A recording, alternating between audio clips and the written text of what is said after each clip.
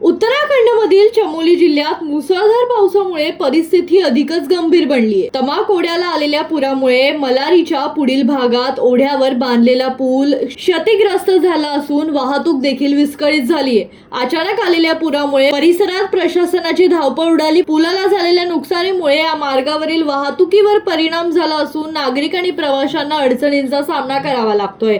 दरम्यान या दुर्घटनेत आतापर्यंत कोणतीही जीवितहानी झाल्याचं वृत्त समोर आलेलं नाही। ही दिलासादायक बाब आहे।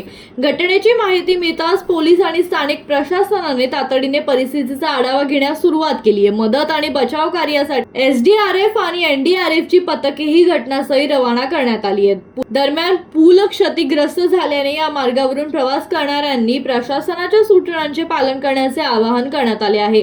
संभाव्य धोका लक्षात घेता परिसरातील परिस्थितीवर प्रशासनाकडून सातत्याने लक्ष ठेवले जाईल। चमोली पोलिसांनी दिलेल्या माहितीनुसार बचाव पथके घटनास्थळी पोहोचत असून परिस्थिती नियंत्रणात ठेवण्यासाठी आवश्यक त्या उपाययोजना सुरू आहेत। पुराचा जोर आणि पुलाची स्थिती पाहता वाहतूक पूर्ववत करण्यासाठी पुढील निर्णय प्रशासनाकडून घेतला जाणार आहे।